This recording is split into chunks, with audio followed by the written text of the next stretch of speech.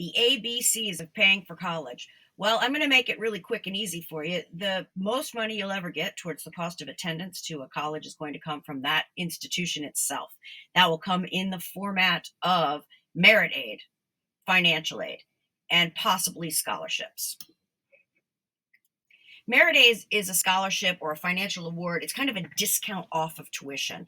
The admissions office will read your application, and if they really want a student, often they will give a discount off of their tuition to get you to want to come. It's a recruitment tool.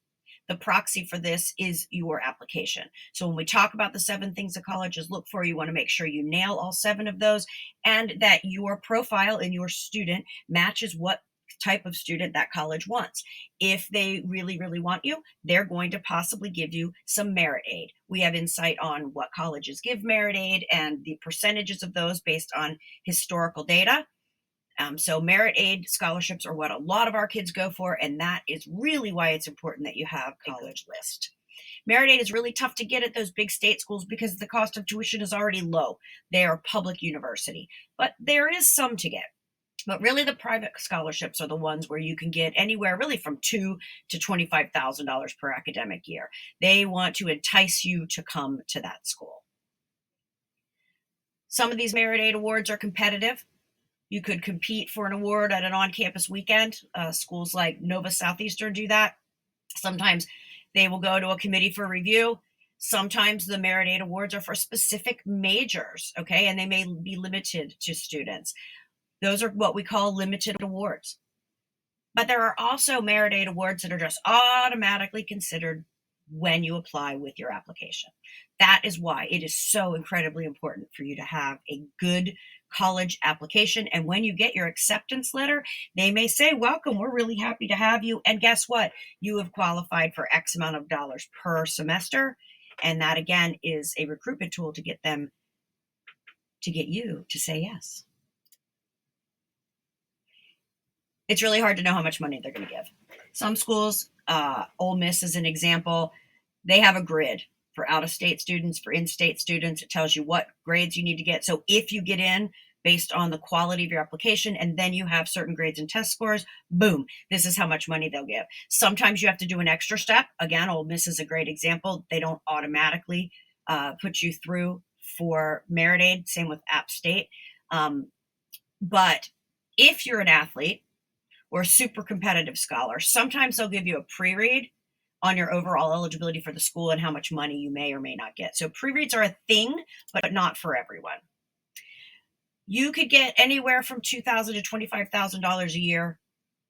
Our kids used to average $60,000 in merit aid. In 2024, out of all of our kids, they got over $4 million. Actually, this says 2019, but I'll tell you now that in 2024, our kids actually got, I think, over $6 million in merit aid. Some kids got up to 100 at each school. Some kids got 15 at each school. It depends on the schools on your list. And then you always want to look at the total cost of attendance, because if you get 10,000 off of a 70,000 school, that's really different than getting 10,000 off of a $40,000 school. So everything needs to be looked at within the realms of the total cost of attendance. Full ride scholarships. All right, these don't happen, guys. So if people are telling you, oh, my son, my daughter got a full ride scholarship, I'm going to tell you that those are really rare. Sometimes they may get them just for the cost of tuition. But unless your student is an athlete who's putting butts in seats and making the college money, let's talk about football and basketball, there really are no full ride scholarships, with the exception every school has like 1 or 2 for that top elite student or that top need-based student. But overall, when I hear that someone got a full ride scholarship, I either say congratulations and walk away, or I ask more questions, because they are really few and far between. So that was merit aid. That's money that you get for free, a discount off of the cost of tuition. Let's talk about financial aid. So what is financial aid? It is the cost of attendance less your expected family contribution, and that gives you what your financial need is. Expected family contribution is now called the Student Aid Index.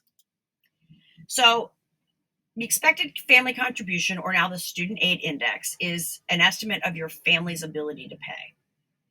How do you find out this number? You find it out from the FAFSA. There is a FAFSA, which is the free application for federal student aid.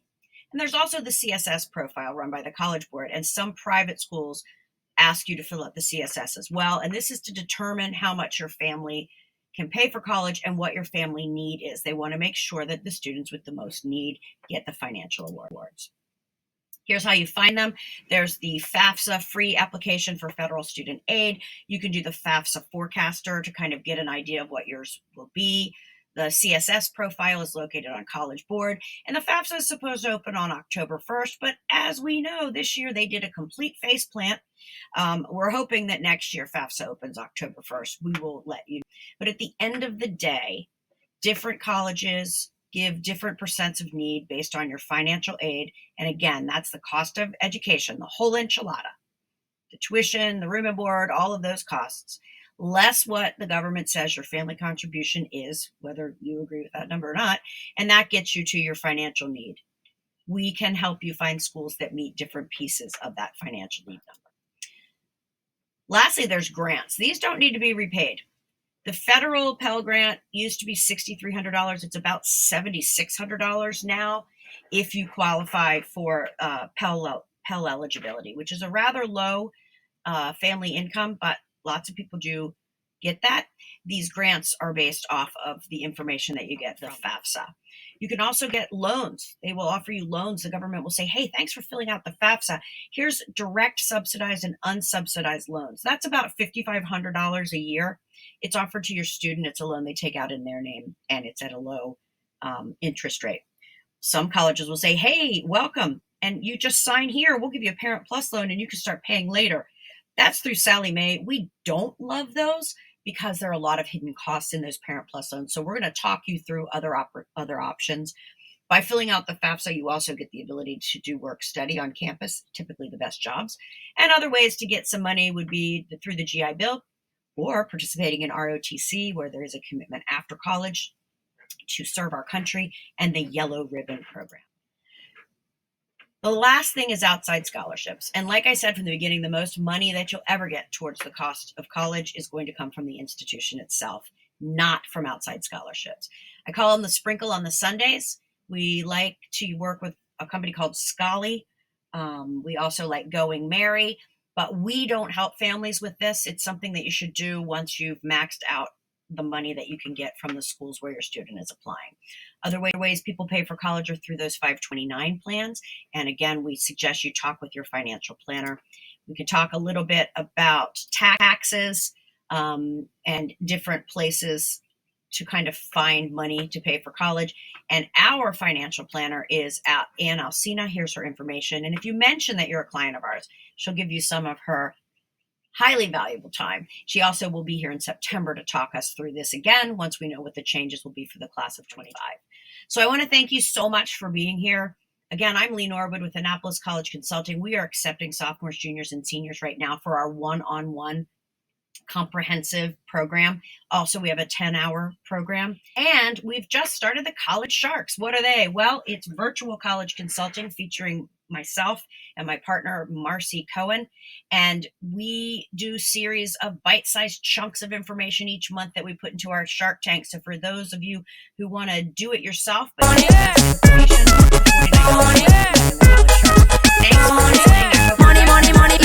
ever think about? Tiene tanta ropa que ni siquiera se pone. Una cuenta suiza y otra en Panamá, you know it. Muchas pero muchas innumerables acciones. En marcas de cosas